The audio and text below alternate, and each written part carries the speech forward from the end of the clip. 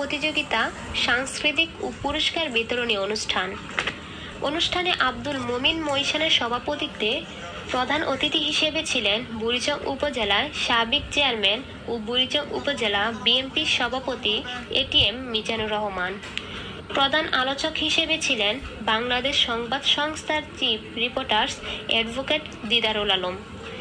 Engineer Shafiul Alam রিপনের সার্বিক সহযোগিতা ও মিজানুর রহমান ভূঁইয়ার সার্বিক তত্ত্বাবধানের বিশেষ অতিথি হিসেবে ছিলেন ময়নামতি উচ্চ বিদ্যালয় ও কলেজের অধ্যক্ষ Mohammad Shahjahan Bhuiyan, Comilla public school and কলেজের অধ্যক্ষ ও ময়নামতি ইউনিয়ন বিএনপির সভাপতি মোহাম্মদ সালাউদ্দিন, মোহাম্মদ কবির হোসাইন, প্রতিষ্ঠানের অধ্যক্ষ একে আজাদ মাহমুদ সহ আরও অনেকেই।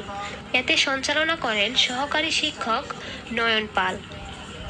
আয়োজনের শুরুতেই কোরআন তেলাওয়াত পাঠ ও জাতীয় সঙ্গীত পরিবেশন ও পতাকা উত্তোলন করা হয়। এরপর বিগত শিক্ষাবর্ষের সমৃদ্ধ মেধা তালিকা, একাডেমি সহপাঠ ক্যাটাগরিতে শ্রেষ্ঠ শিক্ষার্থী ও বিজয়ী